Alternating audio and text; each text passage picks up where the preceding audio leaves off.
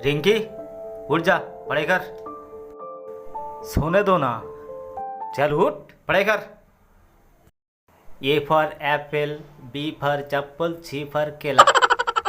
ये क्या पढ़ रहा है तू? हाँ, क्या पढ़ रहा है? फिर से सो गया? रिंकी, रिंकी, रिंकी की पापा, क्या है? क्यों चिल्ला रही हो? पढ़ाओ अपनी बेटी को, देखो कैसे सो रहा है। मैं क्यों पढ़ाऊँ? तू पढ़ा ना। मैं खाना बनाने जा रहा हूँ, तुम पढ़ाओ।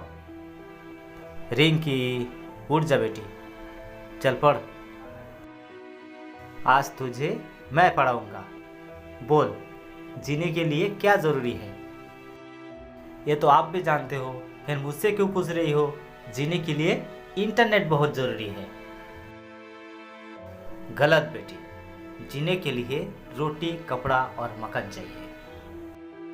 सुन बेटी, इस तरह सोकर अपना जिंदगी खराब मत कर। शिक्षा का मोल कोई नहीं चुका सकता, ये तो अनमोल है। ठीक है पापा, पढ़ता हूँ। आप अपना काम पे जाओ, मैं पढ़ लूँगा। फिर रिंकी हर रोज़ स्कूल जाते हैं और ठीक से पढ़ाई भी करता है।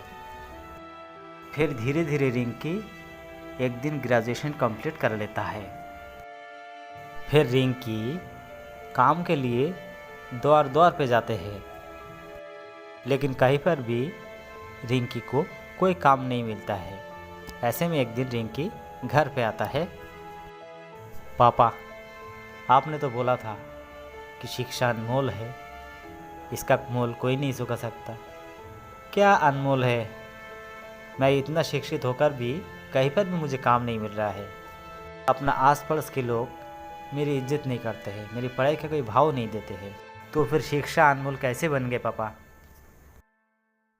बेटी, आज मैं तुझे एक पत्थर देता हूँ, इसे बेचकर कुछ राशन लेके आना।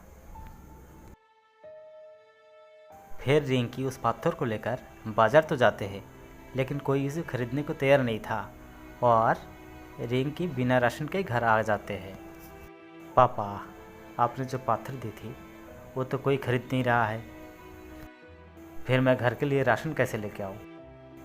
बेटी, तू पत्थर बेचने को किसके पास गए थे?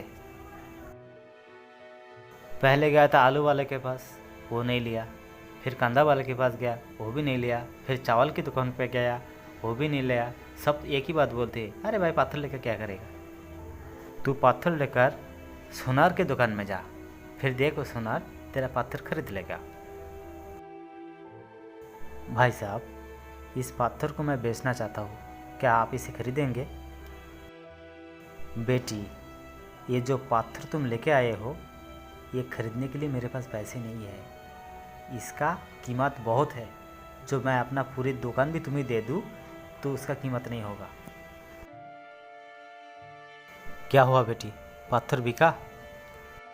नहीं पापा, मैं सोनार के पास लेके गया था तो उसने मुझे कहा कि ये पत्थर बहुत कीमती है, ये खरीदने के लिए मेरे पास उतना पैसा नहीं है। अब देखा बेटी, इसमें तुम्हारे प्रश्न का जवाब है।